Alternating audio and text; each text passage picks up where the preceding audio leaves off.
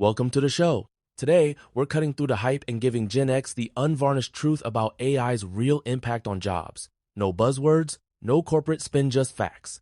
Why is this unfiltered perspective crucial for those of us with decades left in our careers? It's because Gen X sits at a crossroads, Sev. Remember floppy disks, but need to protect our livelihoods in a world where robots aren't a distant threat. They're already here. If we don't get proactive, we risk being blindsided while others sugarcoat the reality. Let's dig into whether robots are already making moves. Right, and as we transition, let's pinpoint exactly which robots are already deployed and which jobs are vanishing as a result. Absolutely. The acceleration is jaw-dropping. Hyundai is rolling out humanoid robots in factories this year. Amazon's Vulcan is already sorting packages. And in China, surgical robots have conducted over 20 zero-orthopedic operations. The so-called future is now. Let's zoom in on these humanoid robots. Boston Dynamics, famous for those viral robot videos, is now under Hyundai's wing. What's different about these new machines compared to traditional industrial robots? The difference is night and day. Traditional robots are stationary, think orange robotic arms bolted to the ground, endlessly welding. The new generation, like Boston Dynamics Atlas, are mobile, AI-powered, and can navigate unpredictable environments, even performing acrobatics while assembling cars. That's a major leap. And Hyundai isn't just testing the waters, they're planning a full-scale rollout. What does that mean for assembly line workers? It means displacement at scale. Hyundai invested $21 billion in automating U.S. operations. These robots aren't just prototypes, they're designed for mass deployment, threatening jobs that once seemed secure for decades. Now, let's break down the economics. Why are companies racing to automate, and what makes these robots such a compelling investment compared to human labor? It's all about cost. A warehouse worker costs $35,000 in salary, plus $25,000 in taxes and benefits about $60,000 annually. In contrast, advanced robots are projected to drop below $8,000 per unit by year's end. That's a one-time cost for a tireless 24/7 workforce with no sick days or insurance. So, the return on investment is nearly instant. And with robots like Digit and Optimus able to handle diverse tasks, companies can cut labor costs further. Isn't this why tech CEOs are openly celebrating automation? Exactly. The math is so obvious, executives can't resist. They're not hiding their intentions. The business case to replace humans is simply too strong. Let's transition to the breadth of automation. It's not just warehouses robots are moving into fields like healthcare and agriculture. How far has this deployment spread? We're seeing a global arms race. In China, robots are already performing thousands of surgeries, harvesting crops, and working in logistics hubs for brands like Nike and Walmart. In the US, Amazon's Vulcan robot is handling 75% of inventory at human speeds. This isn't theater, it's active replacement. And with robots shipping to over 40 countries, it's clear this is a worldwide phenomenon. Can you share an example from agriculture or medicine that highlights what's at stake? Absolutely. K2 Tech's robots pick tomatoes and kiwi at commercial Scaleno human pickers required. Meanwhile, surgical robots in China have replaced human hands in orthopedic operations, signaling a new era where even complex skilled work is vulnerable.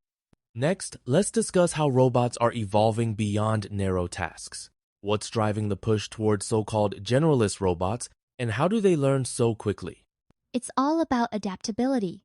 With innovations like motion capture-based learning, robots like Atlas can mimic human movements almost overnight. The new focus is on general policies, enabling robots to tackle a wide range of jobs instead of just one specialized task. That means a robot that can assemble cars today could be stocking shelves tomorrow. How does this versatility threaten traditional job security?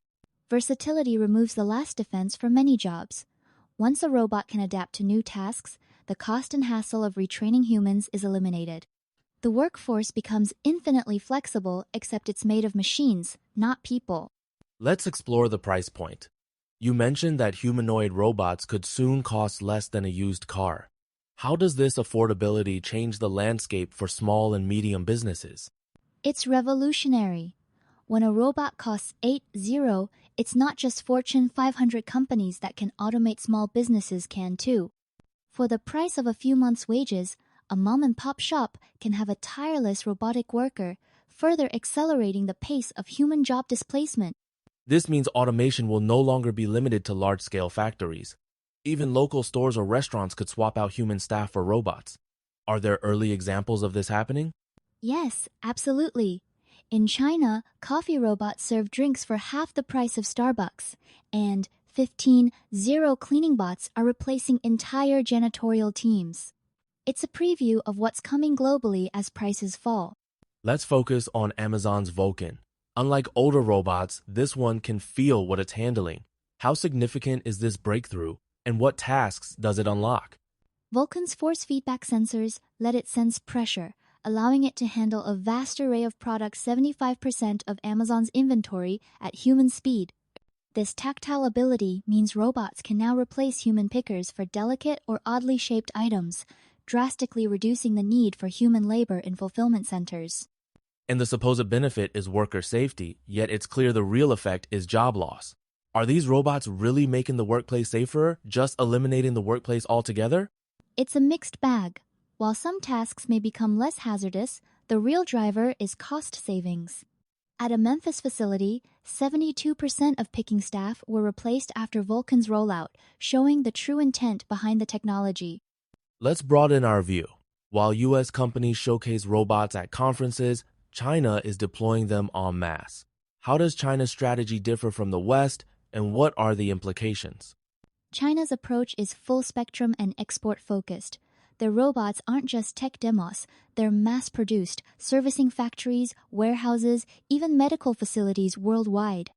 As a result, the automation wave is global, often outpacing Western deployment in sheer scale and speed. And with robots already working in Nike, Adidas, and Walmart facilities, what does this mean for global labor competition? It means the race for efficiency is relentless. Countries and companies unwilling to automate risk being undercut by rivals who do, creating a feedback loop where human jobs everywhere are under threat, not just in wealthy nations. Now, let's address the million-dollar question. Is there any safe zone left for human workers? Where do we still outperform robots? And how can listeners reposition themselves? 3 domains stand out: complexity navigation, judgment, and relationship management. Robots excel at routine, but falter when facing unpredictable scenarios. If you can operate at the intersection, solving novel problems, bridging departments, and making nuanced decisions, you're harder to replace. So, it's about being the human at the messy interface, translating between technology and reality, and managing relationships that require empathy. Are there practical steps for listeners to take right now? Absolutely. Upskill in both technical and people-centric areas. Combine digital fluency with human wisdom. Certifications alone offer temporary shelter, but developing adaptability and emotional intelligence builds long-term resilience. As we wrap up, the timeline for change is clearly accelerating. What's your advice for Gen X listeners who may feel overwhelmed or left behind by this robot revolution? Don't wait. The window for adaptation is shrinking rapidly. Share this knowledge, build new skills, and proactively seek roles that robots can't yet fill. Remember, the true risk isn't the machines themselves. It's the executives and accountants eager to replace you for a quick profit. Critical advice. And for those feeling anxious, remember, urgency is your ally, not your enemy. Embrace change strategically, not passively. Any final words as we close out this essential conversation? Stay informed, stay agile, and never assume your role is safe from automation. Arm yourself with knowledge and adaptability because the future of work waits for no one.